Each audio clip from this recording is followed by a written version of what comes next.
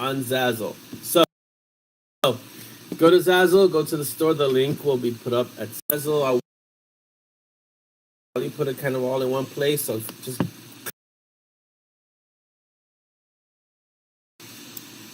how are y'all? Yeah, in dark glass. But first I want to say thank you to all the shredders in dark glass.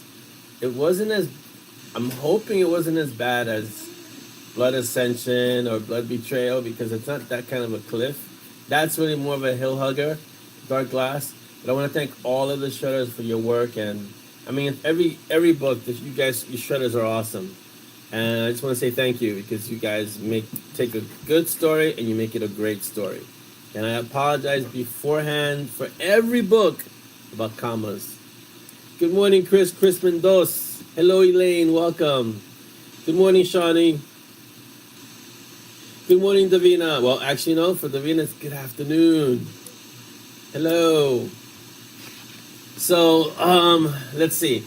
So, the mob hasn't read Dark Glass yet, so I'm not going to give any spoilers. Just know that I had to kind of shuffle the book schedule around so that the next book written, the next full-length novel written, because I'm working on Blood Rule now, but that's not a full-length novel. But the next full-length novel written is Walking the Razor, which you saw the cover for with the two Monties, because of Dark Glass. And the shredders and the shredder here at home was like, so shouldn't you get started on the next Monty and Strong book? I was like, I just finished one. Yeah, shouldn't you get started on the next Monty and Strong book? So on Blood Rule, which is the last of Michiko's little trilogy, I'm going to get started on the next Monty and Strong book. And then right after that will be the sequel. And then there's a real roller coaster of Monty and Strong, because the books, starting with Walking the Razor, actually Dark Glass, but really Walking the Razor, that story is a series of books where that becomes insane. So yeah, it's going to be a lot of fun. And we're all live on YouTube. Hello, YouTube. Hello, everyone on YouTube. Good morning, Timothy. I like how Dolly says, shuffle the book schedule is a diplomatic way to say I am going to torture you even more, not too soon. No, I'm really going to write Walking the Razor right after Blood Rule. So, because Blood Rule has to get done. So, yeah, so there was a lot of suggestions that Walking the Razor should be done post-haste. So I'm going to take your suggestions. And I know that once the mob and the readers read it, they're going to be like, what the heck? Really? But this is book 11, so it's not that bad. It's only going to be bad for the people who are currently at book 11. By the time, if someone starts the series, well, I know some people read really fast, but if someone starts the series, by the time they get through all the books, by the time they get to 11, hopefully book 12 should be there for them. I feel, hey, when it was in the beginning, you guys who had to live through Blood is Thicker, from Blood is Thicker to Homecoming, or Blood is Thicker to Silver Cloud's Dirty Sky, that was a wait, and that was a serious cliffhanger. So, hello, Rebecca. Welcome. Good morning. Okay, so let's see. So Dark Glass should be coming out next week, live. You guys, if you're in the art, you already read it. It's been giving its final shred now. It's given the final shredding and polish this week. And then next week it goes live. So today's the 31st. Wow, so fast. July's already done. So that should be live. Blood Rule is not full length. It's not a full length novel. It's more of a novella. I'm aiming for 35. It might be closer to 25. Depends on what the story wants. And that should be coming out. The art should be out for that in a few weeks. So I need a little bit of time to finish Dark Glass. Then I'm already writing Blood Rule, and so it'll kind of be one right after the other, and then Sepia Blue. Walking the Razor will not be mid-August, according, some people write notes and like, yeah, it should be mid-August. You should get it done right now. It's gonna take a little longer than that. Yeah, so thanks, Brian. Yeah, Brian says the new cover is badass. That goes to Deranged Doctor Design, who does all the covers for Monty and Strong, and they make some incredible covers. A shout out to Milo over at 3D, because he's the one who does all the covers for Monty and Strong and all my books. He's done all my books, and he's fantastic. They're so talented over there. Let's see. Yes, Davina. Davina says, although in fairness, you have done worse once. Yeah, I did. Blood is Thicker. I still remember Blood is Thicker to Silver Cloud's Dirty Sky. That was a worse. That was an actual cliffhanger. And the original of that one was even worse. So, Katya asks, any news on more audiobooks? All the books actually all the books are going to be done in audiobooks. But again, the production takes a while because Kevin is busy. He's recording, and one book is currently in production. We have to approve one book. Then Audible takes like 3 weeks. So it's this whole lag. So it takes a while. But all the books, Katya, will be in audiobook form. All of them. Malcolm says early August. Yeah, for Dark Glass, not for Walking the Razor. Davina says she can wait. She's been around for centuries. A few more weeks is nothing. Right, but I want to get the story done. And if I don't, it's going to be another Sepia situation, Davina. So it's better to get it done. Jump into Walking the Razor with no distractions. Says, yeah, book 5 is in production, Dolly says, for the audiobooks, yeah. So, yeah. So, book 5 is in production. Right? Because we did Homecoming, now we're doing what? Dragons and Demigods? Blood and Bullets and Blades? Whatever. Homecoming is the one that we need to release. We need to release Homecoming, and Bullets and Blades is next. Well, Dragons and Demigods, then Bullets and Blades. So, yeah, they're all in there. In sequence, though. Don't listen to me. I don't even know the sequence to my own books. There's so many of them.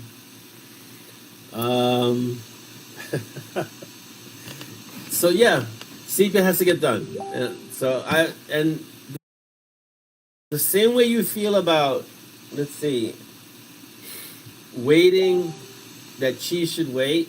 Sepia has waited years to get finished, and I am definitely not going to pull a George R.R. Martin or a Rothfuss. I'm going to get done and get it finished. I already said I was going to get it done, and I don't want to keep pushing it off because then the story just disappears. Let's see. Good morning, Jenny. Let's see what Davina says. When you write yourself into these situations, do you already have a plan for getting out of them? Or do you find yourself wondering what you were thinking, how you will fix it, and why did it seem at the time? So, that's several questions. Let me address them one at a time. I don't usually plan to write myself into these situations. Like, I was in the middle of the Sepia Blue series when Monty and Strong kind of invaded, ambushed me, and I had to write it.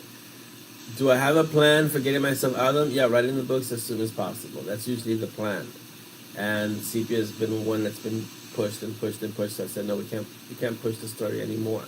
Which is why, if you haven't, those of you that were in the art, we already made kind of a little bit of a alignment of Sepia and Monty and Strong. Those of you that read Dark Glass know what I'm talking about. Most of the time, yes, I mean, I do find myself wondering, what was I thinking? Because, yeah, if you're an aspiring author, don't write the first book of several series. Write the entire series. That's my advice to you if you're a new author, not aspiring, but a new writer. Tell him I said he's very welcome, Katya. He's doing a happy dance, so you're very welcome. Chris says, I'm surprised brain is not mushed by now. Death Wish. That's all I can say. Death Wish, exercise, and Dolly keeps me sane. So that's good. Razor, Sepia, everything else, Cheat. Yeah, they're all in there. Little, here's the awesome thing about this. You guys, world, especially those of you that shred, So like 5 years from now, when you look back and there's like 20 Monty and Strong books, and you shredded some of them or all of them, you can say you were part of that process, which is incredible. And so, someone coming into Monty and Strong now, it's not like coming into Monty and Strong even 2, 3 years ago. You're coming into Monty and Strong now, you're gonna find 11 books right away, and then you're gonna find, you know, the Night Warden series, and then this, and then these short stories. So it's like so much stuff. But when we started with like the mob, it was pretty much just Yards and Butterflies, and everything just kind of exploded from there. I mean, there was some books, Spiritual Warriors were there, the Sepias were there, but it wasn't really like it is now. And Monty and Strong has really taken off. So everything after Razor, yes, Davina. After Razor, I can tell you the next book is going to be called Requiem after Razor. And that one actually focuses a lot more on Simon and his past. It's going to be a lot of fun. Malcolm says, well, Chi said have a one book. The third book is out. I'm going to put them all together and it'll be one box set. A paperback is a good idea. I don't know. Depends on how long the book, because the paperbacks only make sense when it's about 50,000 words or more, so it might make sense to make it a paperback. You can always get it on Kindle. So, you know, I always put my books on Kindle because a lot of my readers are on fixed incomes, and so I always want them to be able to have access to the books. So, and as a reader, good morning, Benna. As a reader who used to invade Barnes & Noble, and I used to tell Dahlia, we're just going to get one book and walk out with bags of books. I know how pricey it can be to start getting books, even digitally. So the books average $5.99 each. But if you get them on Kindle Unlimited and you pay your $9.99, I think that's what Kindle Unlimited is going for now. You pay your $9.99, you get access to like 1 million books. So I always put my books on Kindle. So yes, I'll be in a box set. I just don't know if it's going to be a print version. But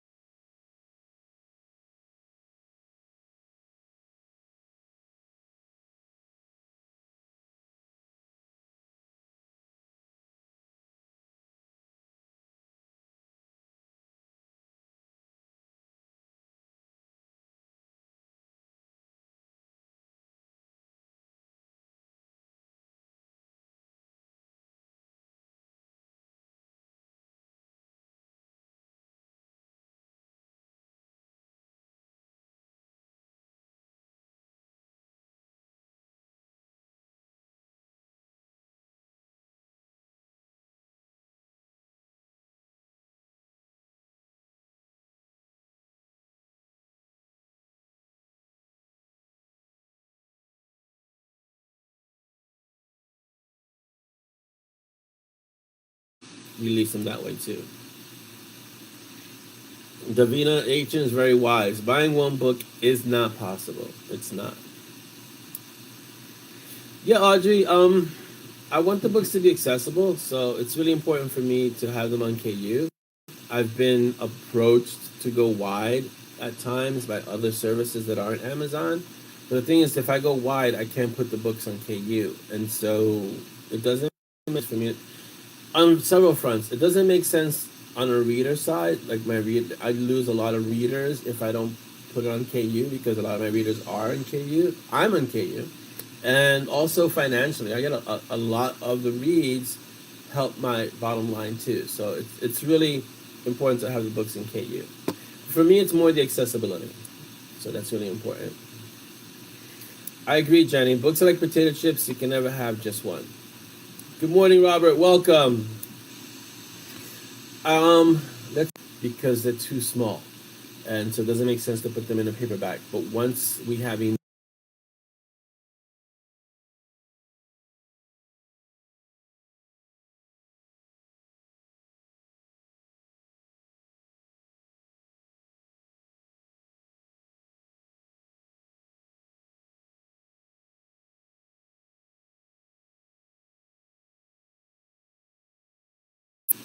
so we'll see.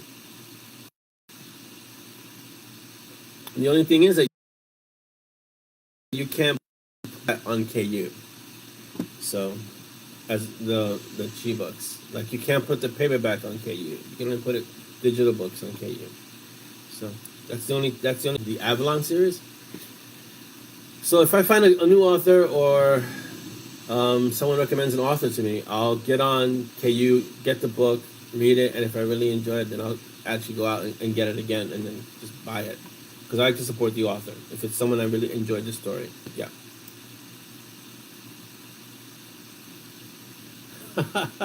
No, tell Ayrton he's wise. He can be wise and silly. It doesn't have to be either. It can be both. Davina.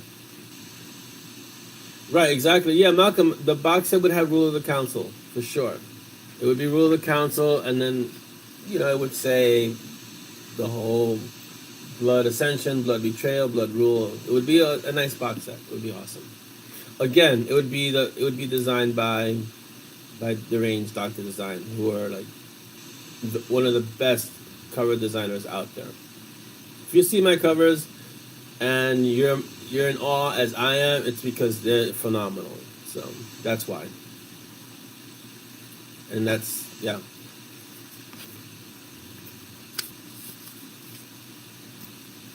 Oh, okay. So, yes.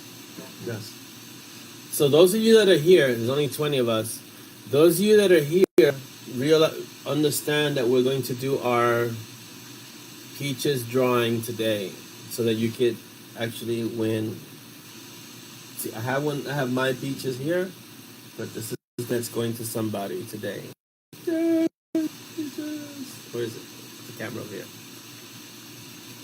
This one's a little more buff. This one's gone to the gym, so looks a little bit sturdier, like I'm working out. So if you're here, but you need to leave early, your name is still in the drawing, and we'll put it at the end. So like around the time for the questions.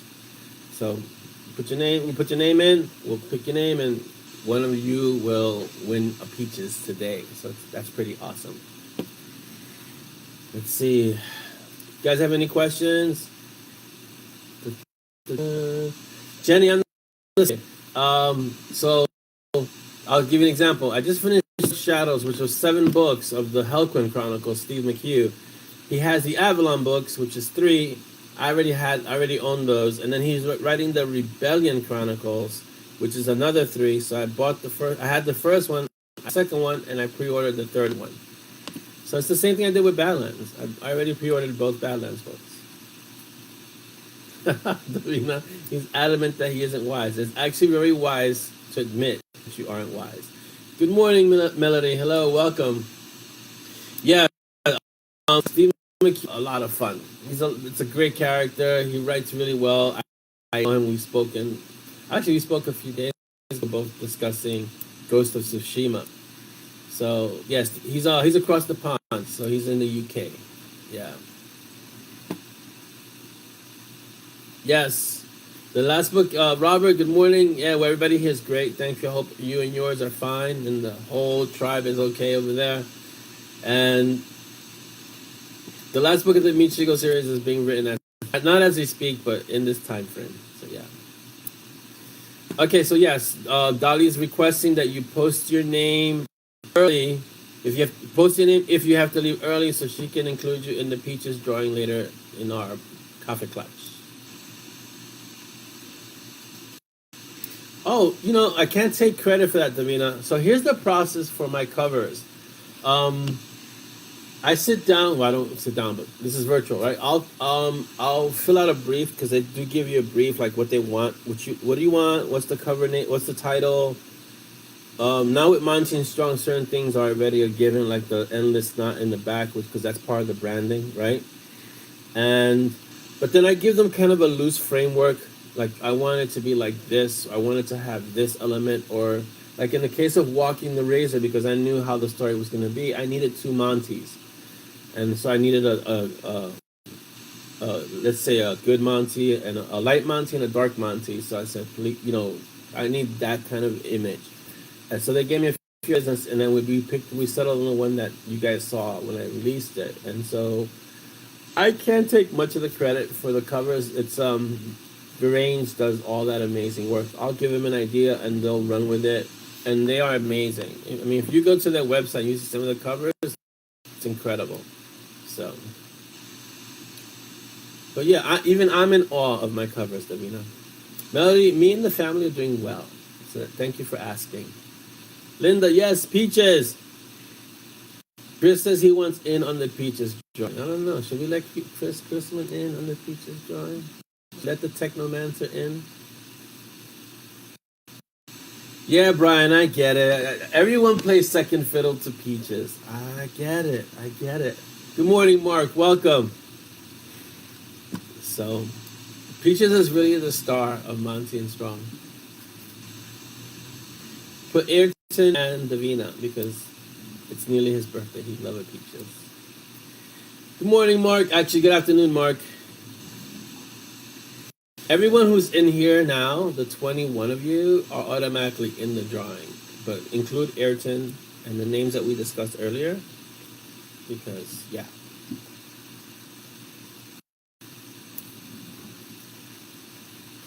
Yes, that's the way I usually do it, Mark. I sneak in right on time.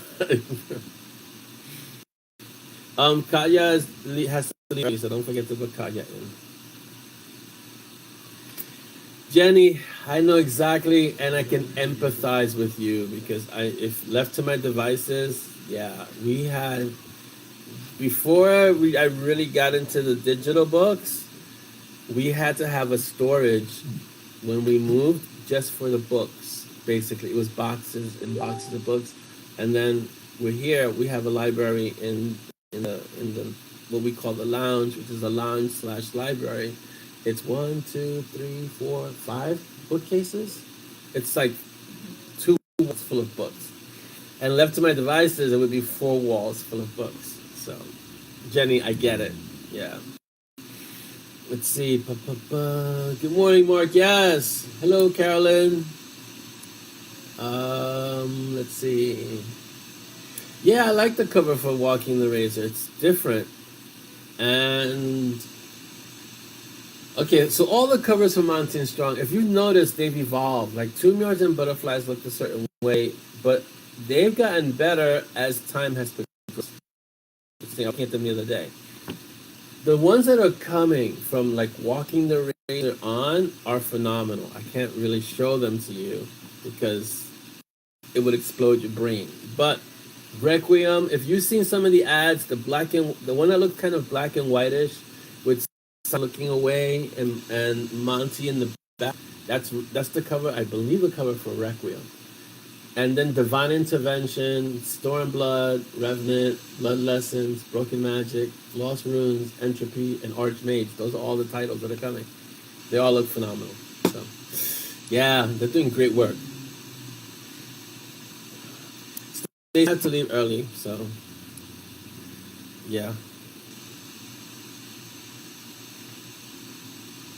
That's awesome, Jenny. Diane, 2 Simons would be just 1 Simon too many. So no.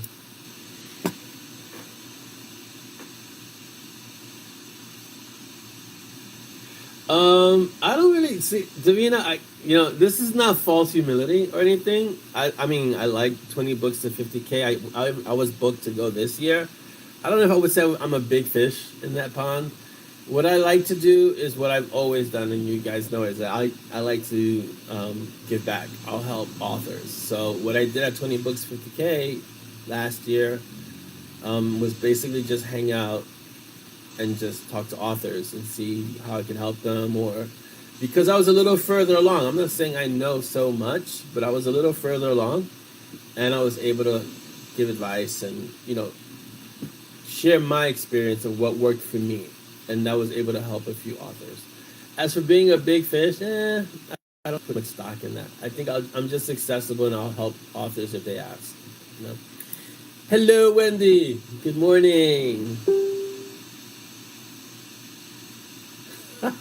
Davina and Ayrton have to be separate, okay? Because she's like, if I win a peaches, he's not getting it. So there.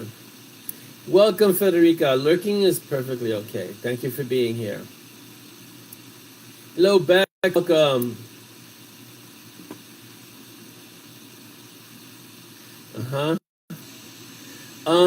So Cynthia is asking about posters of the book. I don't know if we can do book posters. Maybe you can speak to Kim. Dolly's already on it because Dolly's amazing. She's okay. She put a link. Look at that. So I'm the one that's behind. Sorry. There are posters of some of the work. I don't know if you get posters of the book. There's a link to the ZAZZLE store, and I think Dolly's waiting for more images to come back. So yeah. Sorry, Elaine. I didn't mean to tease you with all the titles, but it's the covers. Right now we're up to 19, which is Lost Runes. Entropy and Archmage are after that. They haven't been done yet. So I'm at cover 19, but we're only up to 12. Yeah, we're not gonna have that kind of twist, Sheridan. Second Simon, that would be too much. That would be reducing New York City to rubble. Yeah, Chris, I did a really cool thing for a reader while in Vegas. It was more of an honor for me than anything else. I was able to be part of a reader's ceremony there, and that was more of an honor for me than anything. And that was, and thanks, Chris, for letting me be part of that. That was fantastic.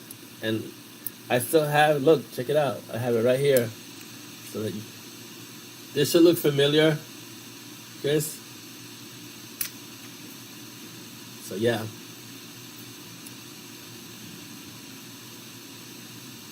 Oh yeah, Frazzetti is just fantastic. So when you moved, you gave most of your fiction books to an artist who paints abstract, fantastic images. Frazzetti's a well-known name in the fantasy, high fantasy cover world and art world. He did a lot of Conan back in the day and a lot of that kind of drawing. So if you know Frank Frazzetti, is because you kind of grew up in that era. I grew up in that era where Frank Frazzetti had collections of his work, and he would sell them as books. And you would just look at his work. It was awesome. We can't have a Simon like that. That won't work. That's a real split. Dan says it, but if the second Simon was a serious, thoughtful, responsible Simon, that wouldn't be Simon then. That would just blow our minds. Bye, Stacy. Yeah, I'm sorry you're having trouble with your video, but you're here, you entered, and we get to see you. So bye, Stacy. Say hi to everyone and keep safe, please. I know things are kind of down south, so stay safe. Frankfurt was, yeah, truly awesome. Yeah. There was another artist, who was a contemporary of Frank Frazetta and kind of drew the same way, but the name escapes me right now. But those two artists, and like Frazetta did a lot of Conan and a lot of those kind of images, but there was another artist similar to Frank Frazetta that did a lot of amazing work. And back then I used to read heavy metal, and we'd collect the covers. We collect things just for the covers. It's incredible. Good morning, Matthew. Welcome. Let's see. No two Simons. I have enough issues. See, I'm already wary, Davina, of bringing the time element, like the time travel element, into Monty and Strong, and it's slowly creeping in because it has to, because of the storyline. Like, and that's going to be the intro to the designers later on. And if you know what was being referred to in Dark Glass, you know that there's going to be some kind of time something happening. So yeah, but I'm not going into any deeper time travel. This is not Doctor Who. I can't. My brain would explode. Could you imagine the possibilities? Oh no. Yeah, exactly, Mark. Simon flies by the seat of his pants, acts first. Maybe thinks later. If at all, Diane, if at all. So yes. Okay, Davina, we'll know that if you disappear, it's because your video doesn't like you today and it's kicking you out, for sure. Oh, the image on the shirt, if you play Destiny, you know what this is. If you don't play Destiny, sorry, I'm not going to tell you what it is. But if you play Destiny, you know what this is. Image stands for. Those of you that play Destiny or Destiny 2. Good morning. Good morning, Amanda. Yeah, exactly, Mark. Yeah, that would be more, Scooby-Doo. No, I don't think so. That's not going to happen. Vallejo, that's who I was thinking of, Malcolm. Vallejo. Royal's also very good as an artist, but Vallejo was a contemporary of Frank Frazetta, and they had similar styles of painting and illustrating. But Boris Vallejo was incredible. I don't know if he's still around. I'll have to look it up. But he was amazing. Oh, the designers, Malcolm. Yeah, the designers. I think I shared the cover.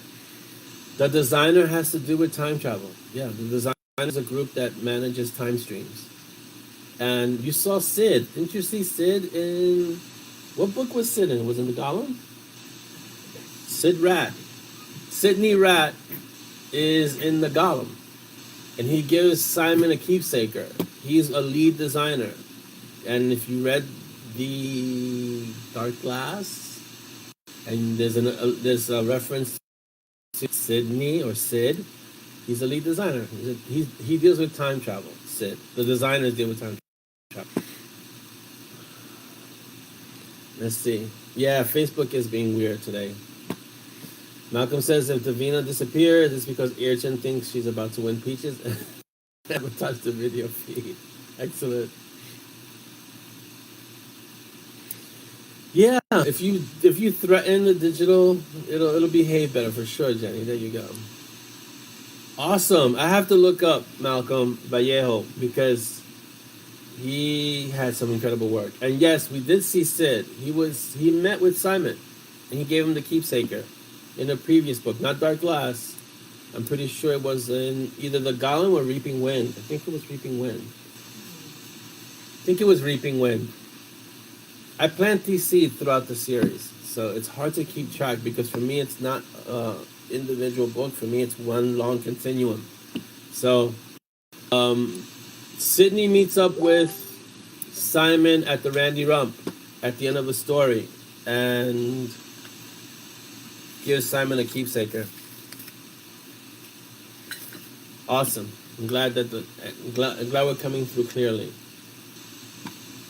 I'm sorry Facebook is being glitchy for you guys. Facebook is, it's the platform that we're using now until we could find something that's much better that everyone can access easily. And Facebook has to be right now the one that allows for that. But we'll look into something else eventually because I still think they're going to change this format at some point. And yes, I think we still have the phone option, and that's cool because we can go mobile. But I like this because it allows us this easier for everyone. So if it's glitchy, I apologize. Bye, Sheridan. Have a great day. Oh, Malcolm says, I know, but only Simon saw him, but he's really there? Yes, he was really there because he gave him the keepsaker, remember? And the keepsaker exists in real time. Exactly, Davina. So it wasn't a bit of Simon's imagination. It was Sid really being there, except that he basically what Sid did was step in between a moment. because designers can do that kind of thing. Sort of like what Simon does when he presses his mark and time stops. Sid could do that too. Yeah, Malcolm, it's FB is just weird sometimes. It has these weird glitches. So if you guys have questions, we have questions, right? We have questions from, where are the questions? Hold on. We have questions from Audrey and from Chris and from Craig. Wow, okay. Awesome. All right, I'm going to jump into some of the questions so we can do the drawings later and we don't last like 2 hours like we did last 2 weeks ago. All right, so questions from Audrey, the question queen. What is your best favorite childhood memory? Wow. That's so many. I would have to say some of my best childhood memories was growing the summers here in New York. I'd get together with all my friends and we would go out. They would come to my window. So this is how feral we were. My friends would come to my window around 6 o'clock in the morning. They would knock on the window, and then I'd yell to my mom that I'm going out, and I would leave out the window, and I would be gone all day or until the ice cream truck swung by. Then I'd run back. I'd be yelling, and I'd run back, and my mom would already have money to give me, like out of the window, because I wouldn't even come. I would just run to the window, and we lived on the first floor, so she would give me money, and I'd take the money and go get the ice cream and disappear for like the rest of the day. And so some of my best childhood memories are just being out all day, playing, creating. We'd create games. We'd run around the neighborhood because it was different back then. And yeah, it was awesome. It was awesome growing up like that. We pretty much grew up wild, basically. Yeah. Next question. Is there one story, book, short story, play, etc. that you reread every couple of years or so? The Alchemist by Paulo Coelho. I reread that every so often. I'm overdue for Lord of the Rings because I used to read it every summer, but I haven't read it in a while. Let's see. Terry Pratchett. I'll always read Terry Pratchett because I enjoy it. Terry, so I'll reread that. That's pretty much, I mean, there's so many authors that I enjoy. It's just making the time to reread. I rarely reread my own stuff because it's as an author, I'll get in and think, this could change, that could change. So I don't read the old stuff. I'm always reading current stuff. Like I just read Blood Ascension, Blood Betrayal just to make sure that I have blood rules straight in my head. But I won't go back and reread old Monty and Strong unless there's been a big break in between books. But there's usually never a break between Monty and Strong. So, yeah. In your opinion, next question from Audrey, question queen.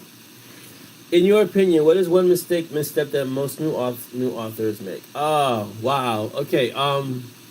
If you're a new author, some of the things to avoid are writing a story that's not going to entertain. So you have to make sure your story's good, or to the best of your ability, right? Because you don't. Good is subjective. So what might be good for one person might be horrible to another.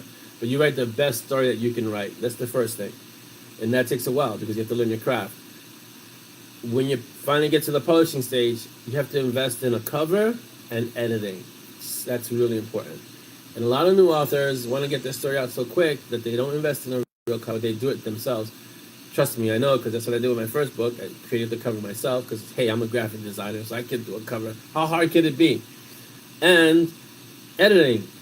So you want to invest in editing because you're going to miss things. Like when I look at the shred and I say, how did I miss all of this?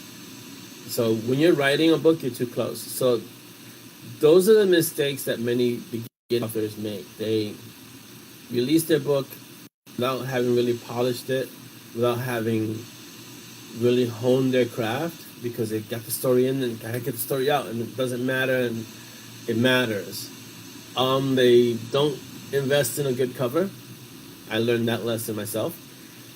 And they don't invest in editing or have people read the book first. So even a good beta team could help with that. Like the art really makes a big difference in the stories. So That's that's a misstep, and not having other authors as peers, because other authors will kind of call you to account when you do certain things or planning to do certain things. Oh, and new authors don't like to market. I just want to write is what you hear a lot. I just want to write. I don't want to do all this marketing stuff. I just want to write. You have to learn how to market. You can't just write. You have to learn how to do both. Especially if you're going to be a self-published author, you're wearing all the hats. So you have to learn how to market, and you're constantly learning. So those are some of the errors that new authors make. Okay, let's see what else anyone's saying. Boop, boop, boop. Oh, we got a lot of time. Let's see. Yeah, that's true. FB's like, if it's working, let's fiddle with it until it breaks. They like to change stuff constantly. FB is constantly. They just tried to change the format of the room, and I was like, what? Why do I want to? It's working. It's great. I don't need a new format. It's fine. Oh, sorry, Wendy. See if the question comes back to you. Oh, thank you, Audrey. As much as I'm sharing myself with you, you guys are sharing with me too, because in the shreds, especially, it really is important to me. I read every note that you guys write. I don't skim. I read every. You can ask Dolly because she's there. What are you doing? I'm doing notes. I'll read every single note, no matter how detailed or simple it may be. I read it because I value what you guys have to say when you shred. It's important, and even in the mob. Sid Rat, thank you, Dolly. Sid Rat is in Reaping Wind, chapter 43, Malcolm. So yes, that's the introduction to the designers, which you won't see until later. He'll probably be in Walking the Razor, along with Nina, who's the main character of the designers, and Jessica, who's from Black Orchid.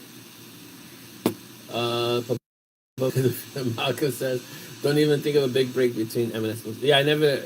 M&S books it's always one M&S book and something else. M&S book and something else. That's because the M&S book is the trunk of the tree. So it's the main important. Audrey, I love The Alchemist too, and every time I read it, it's a different perspective, because as you age and you change and different life experiences, The Alchemist gives you different insights. It's a great book. Paolo is a fantastic writer, author. Malcolm, yeah, it was pretty much come home when the streetlights come on, except that not even then, because even when it was dark, we'd play Manhunt or Catch On, Catch All with all black clothing so you couldn't see us. Yeah, we would. I tell you, we were feral children. Things I wouldn't let my kids do now. Davina, that's really important. Davina says the main tip, rhino skin. Yeah, new authors, unfortunately, and I guess I've been through this a bit, are too sensitive. You got to develop rhino skin really fast, really early. People will criticize you. You put your books out, you'll get bad reviews, or you'll get reviews that tear you down. You'll find other authors and other people who say you don't know what you're doing. Just gotta have rhino skin. All that stuff has to hit you and just kind of bounce off. So yeah, let's see. Yeah, you guys found a lot of issues. Dolly found like 800 something issues, 822 issues. Davina found about 500. Listen, I apologize for the commas. What can I tell you? So, write the whole book in caps, Jen, just for you, Jenny. Yes, that's good advice. Yeah, the editing. Listen, the editing is important. Quality control editing, that's so key, because it makes a difference. If you want to be taken seriously or you want to be perceived as a professional, you have to take into consideration the editing of your book. There are people who I know write really well, and then when I read the book, it's like there are things that are jarring, and it's not the story so much. It's just that there are things that take you out of the story because things are missing. Grammar, certain punctuations. I know I'm horrible with commas, but I know I'm horrible with commas. Let's see. Yes. Like Davina says, it wrecks the flow if your eyes twitching too much. And some people overlook it, and some people, pick up on every single thing. Same, such a simple short. Yes, very true, Dolly. The Alchemist seems like a real simple book. It seems really shallow when you first read it. Like, how, this isn't very deep. But when you get into it, and it gets really deep, really quick. Chris is asking, when does the book go live? Which book, Chris? Dark Glass? Dark Glass is next week. I'm figuring middle of the week, end of the week, next week. What do we say for Dark Glass? Yeah, middle of the week for Dark Glass. Wendy wants to know, is there another brew planned, and will Simon have a showdown with the lizard? I kind of like the tension of the lizard. Yes, there's two more. There's two more Brew and Chews. There's the actual book called Brew and Chew, and then there's another one called Cold Girl. And there's a trilogy for now. So, but I don't know if Simon's gonna have a showdown with the lizard. I kind of like how Frank is corrupting Peaches. It's a lot of fun. Yeah, Terry Pratchett just came out with a new one. I don't know if it's a new one by Terry or his estate. I have to look into it. So we'll see. Malcolm said, I say the same thing. It's a different world now. I wouldn't let kids do what I did when I was young. Yeah, I wouldn't either. I wouldn't let my kids go out. I am not a helicopter parent. I'm more like a Fort Knox parent. I'm like, yeah, if it's not safe, I'm doing it. I have a hard time with it, but that's just me and my peculiar way of being, and also my training and how I know what's out, and they're not equipped to deal with that. So yeah. Yeah, I don't know. The new books coming out by Sir Terry, are they books that he wrote and they're releasing later after his death, posthumously, or what? Davina says, hey, I didn't only find apostrophes. You used to get those right until I told you they were floaty commas. See, the moment you said they were floaty commas, something in my brain short-circuited, and it was done. No more apostrophes because they're too close. They're like comma cousins, and that's it. Kalia wants to know, when do I edit? Every time I write or at the end? So I'll start the writing process. Like, let's say I've written something. Every day when I start, I'll go back about a chapter and I'll kind of review and see if I need to add anything or remove something. That gets me into the flow for the day. But then I'll give it to the art, and they edit and they shred and they, really tear the book apart, Katya. And then after they do that and give me a bloody mess, I'll go in and perform some triage, and then I'll go really deep and look at every note and see if it's something that needs to be addressed and changed and things like that. So at the end, I don't edit I never actual edit when I'm writing. Something I don't like to do. I'll add and change things, but I won't edit like a real serious edit as I'm writing, because it's distracting. It's two brains. Editing and writing are two different mindsets for me. Let's see. Yes, Wendy, welcome to our show. So nice to have you here. Hello, sweet Coco, welcome. Punctuation prevents cannibalism. Yes. Good morning, Rhiannon. Hello. Chris says, yes, I was a tad overprotective of my two kids, still am, and they're 29 and 30. Yeah, I know how it is. I know how it is, for real. Got it. So the new Pratchett is a collection of stuff he wrote many years ago. I see. Okay, so it's his stuff of writing, but way back. Got it. Okay, let me get to the other questions, because we're almost near the end of this time, and then we want to do the drawing within our allotted time. So from Chrisman, how long did it take to write your first book? From sitting down and writing to it's the end, first draft. 5 years. So if you guys think it's bad to wait a few months, imagine waiting 5 years for the next M&S book. It took about 5 years and several false starts, and then I ended up with The Spiritual Warrior. The Spiritual Warriors was originally called, there were other books in the way, like The General Contractor. There's other books that were kind of that.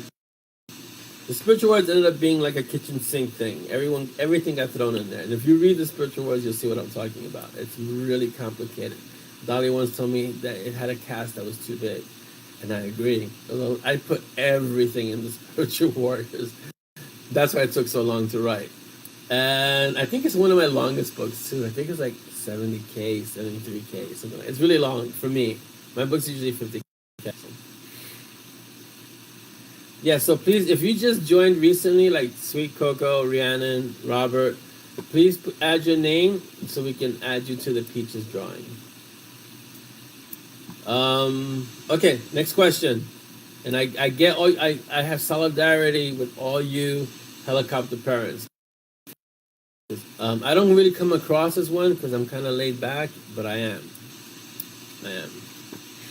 So, let's see. From Craig. I don't know if Craig the Dragon is here, but okay. How often have you had a character or idea forcefully jump into your writing brain and force you to change the prepared schedule of events?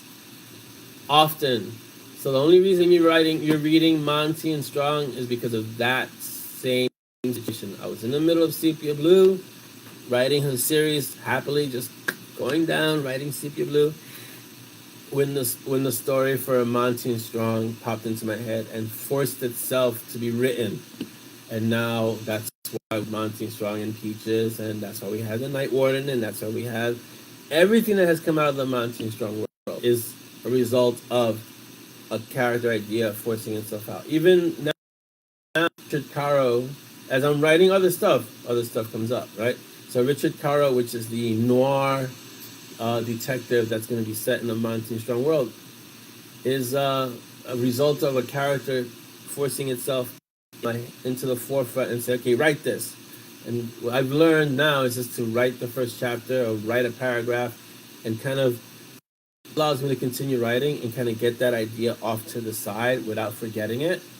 And so now I can write the current project that I'm doing. That's the only way I can deal with that. If not, it just takes over. Like Monty and Strong just took over. I had to write it. I had to write the book, 2 Million Butterflies. So yes, so it happens often. It happens every time I'm writing.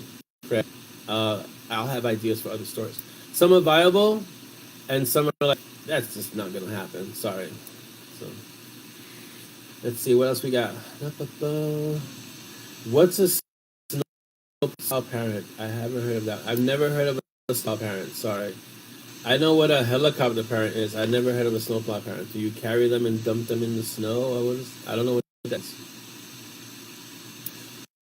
Did I not say that Peaches changed his own fate as well? Peaches is an interesting character, Malcolm. So I can't say too much more than that. But yeah. But he doesn't really change his fate. Bye, Dan. Thank you for coming and being here and hanging out with us. A parent who just pushes... Oh, okay, so Jenny says a parent who just pushes every single thing away from the kids and doesn't let them learn... I'm not a snowplow parent. We're not snowplow parents. We want them to deal with their stuff, for sure.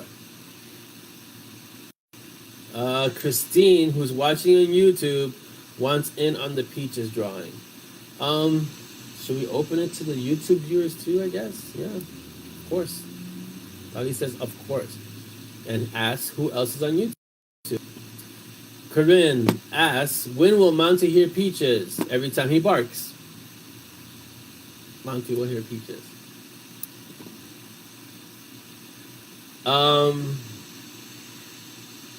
That's the short answer. The long answer is no, he won't ever hear Peaches, because Peaches is bonded to Simon, and that communication that they have is only because they're bond mates.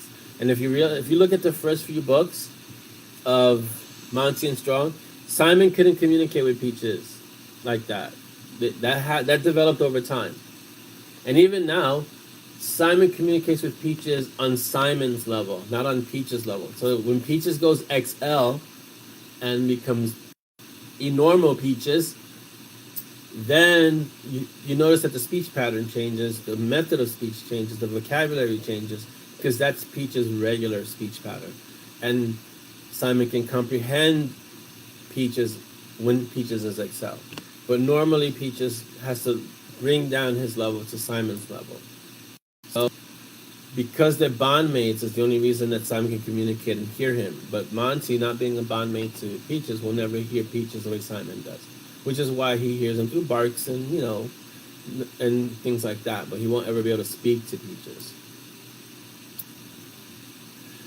Davina says, could Monty learn the babble thing that Cece does? He probably could, but I don't know if he'd want to. You know. So, and he's probably going to teach her other things too, because remember he's her mentor instructor. So that gets explored later on as the story progresses, because she's in trouble. Remember, she's been sent to Simon for a reason.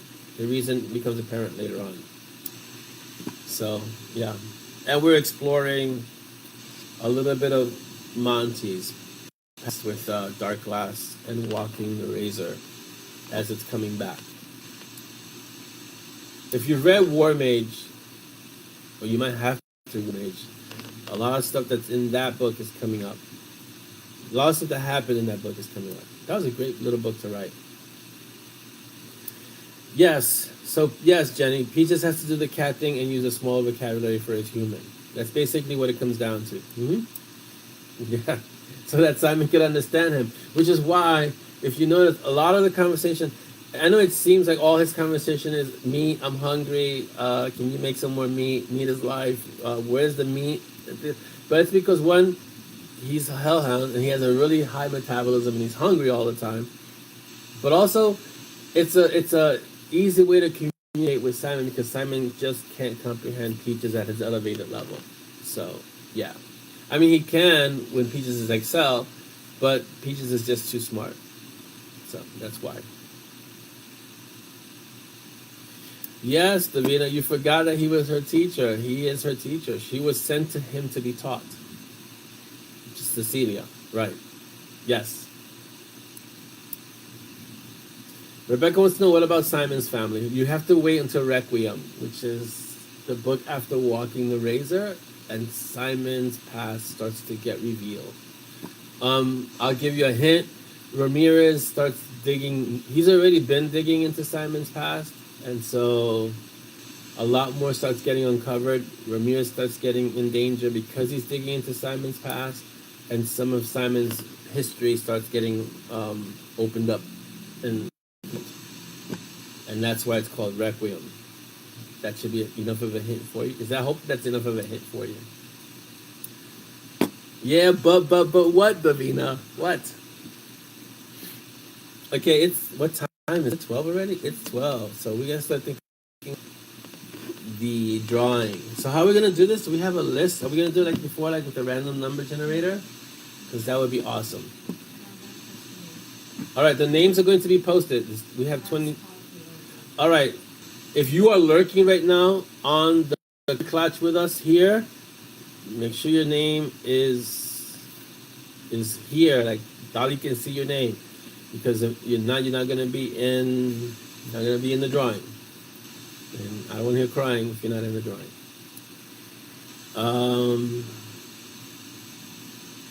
That's smart, RJ. Yeah, she brings you a reward if you correctly guess what she wants. That's excellent. Dolly, I like Dolly's. Everyone make an adamant request for Requiem at Mountain Strong 13 to be out by the end of the year. Let's all do it together. No, not happening. Sorry. Because Sepia has to get written. I have a lot of Sepia readers who've been patiently waiting for the rest of Sepia to be done. Okay? And they've kind of made a visit to Sepia's world, so Mountain Strong came as to Sepia's world right before in Sepia's books. So that'll be fun. Let's see. Malcolm says, remember, I need to be in 5 times. Yeah, okay. What, Davina? Yeah, he's our teacher, but what? Okay, check your name. No, I can't forget Sepia. I have a lot of readers who actually came to the mob through Sepia. On Sepia first before finding Strong, Malcolm. So I can't forget Sepia. At the very least, Sepia has to be finished. It has to be closure there. So that's important. So yeah. I'm gonna clearly for Dolly for the petitions. So yeah. All right, read the list. Dolly put up the list, and it's 30. How many people? 35, 36 people. One of you is gonna be lucky today.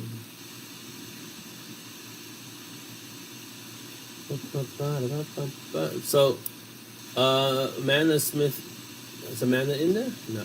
Yes? No. Yes, Oh, number one. Oh, yeah, number one. Amanda, you're number one. Amanda's number one.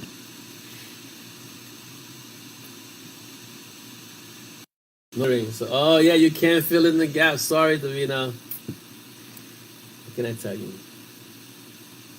Right. So, yeah, like Darren says and Chris says, for many readers, sepia was their introduction to the, I won't say the Monty Strong world, because it wasn't the Monty Strong world when it was there, because Monty Strong didn't exist. But it was their introduction to the writing, to my writing. So, sepia now, because of Dark Glass, is partially in the Monty Strong world, but not really. But that was the first introduction for a lot of people. And I still get PMs or text messages today, like present. When are you going to finish sepia? So I have to finish sepia. So yeah, so you guys gonna have to wait for MNS 13.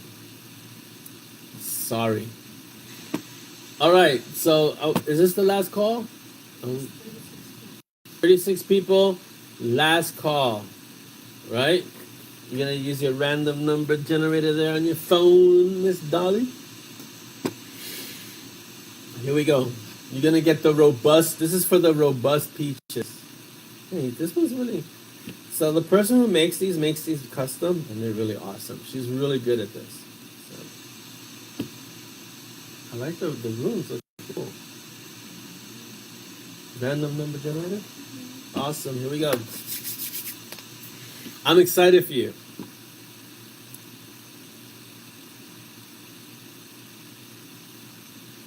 Yeah, Requiem is coming. Don't worry. You gotta get Walking the Razor first. So yeah. Yes, sorry, not sorry. Exactly, Malcolm. That's a sorry, not sorry, for sure. Because it has to be written in a certain order. But you guys all got to be part of it, which is the awesome part of what technology allows us to do today. So I'm just waiting to see what the random number is going to be. The random number is... Press generate. Okay, here we go. Can you see it? All right, random number generator. I'm pressing generate. The number is 12. Who's number 12? Let's see who's number 12. This is like the Craig the Dragon. You know who Craig Dragon? No. Okay. Craig, well, that's really Craig Zimick, number 12.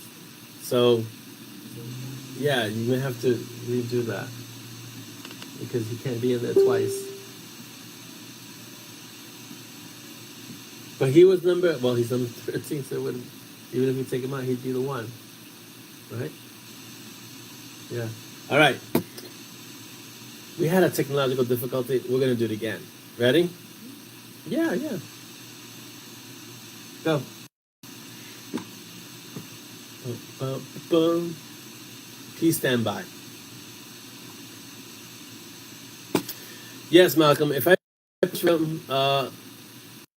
Razor has to be done before I can do Requiem.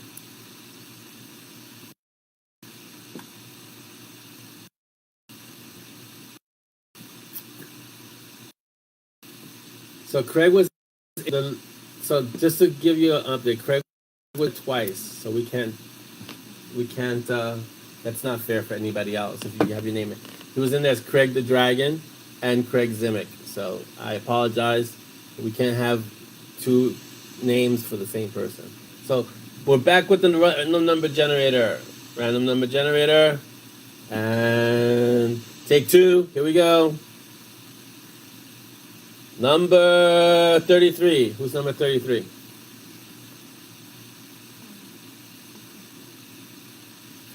Tanya Anderson, number 33. Oh, wait, here we go. Number 33. All right, so Tanya Anderson wins. Who's Tanya Anderson? Sweet Coco? Okay. Don't worry, man. I will deal with the other situation. Sorry, Craig. You can't be in here twice. We put you in there twice by But Tanya wins, and that's number 33. Tanya Anderson. So Tanya, you need to send your info to Dolly so we can mail you a peach. Joy. Who's angry? Somebody's angry. Not Craig.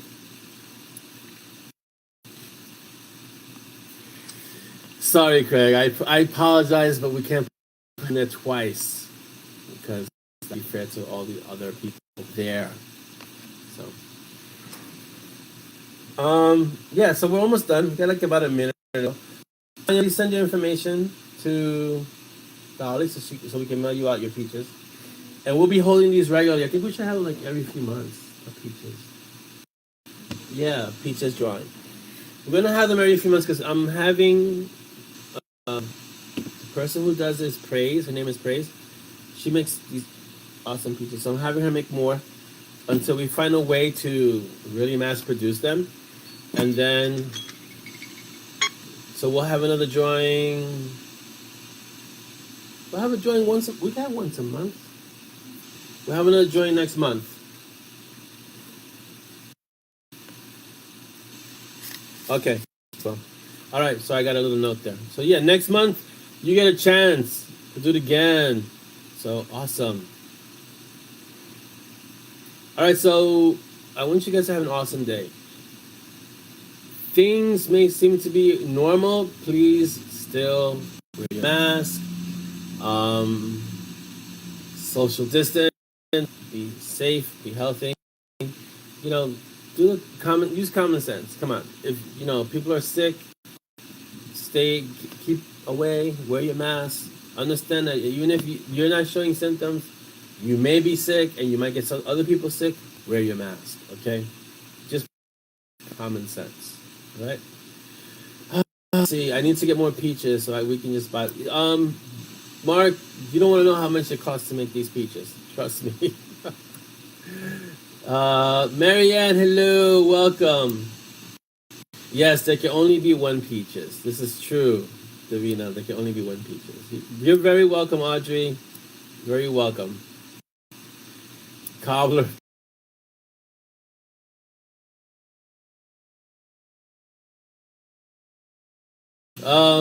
Thank you, Wendy, for being here. So, yes, Malcolm, I want you all to be excellent. I want you guys to be safe, healthy, and practice your social distance. Okay? And have a great weekend. Be excellent. Bye.